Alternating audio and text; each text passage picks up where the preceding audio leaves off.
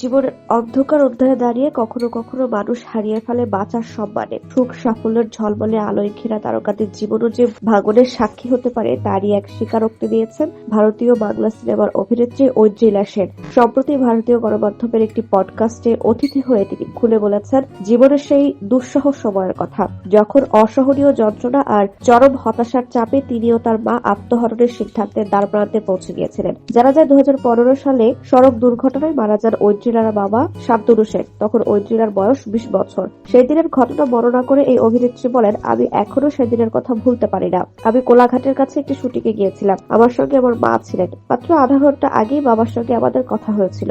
হঠাৎ মায়ের কাছে একটি ফোন আসে, বাবার অ্যাক্সিডেন্ট হয়েছে, আমরা যেন তাড়াতাড়ি চলে যাই। এই অভিনেত্রীর কথায় আমরা জানতাম না এটিএম থেকে কিভাবে টাকা তুলতে হয়, কিভাবে ইলেকট্রিক বিল দিতে হয়। বাবার উপরে নির্ভরশীল থাকার ব্যাপারটি আরো ব্যাখ্যা করে ঐন্দ্রিলা বলেন, আমি এবং মা সম্পূর্ণ বাবার উপর নির্ভরশীল ছিলাম। শ্মশানে বসেও আমি বলেছিলাম বাবাকে বলো, বাবা সব এনে নেবে। বাবাকে যে এত তাড়াতাড়ি হারিয়ে ফেলবো সেটা কল্পনাও করতে পারিনি। আমি হয়তো ভাবতেও পারিনি আমার সঙ্গে আমার বাবা নেই। সে সময়টা ভীষণ কঠিন ছিল।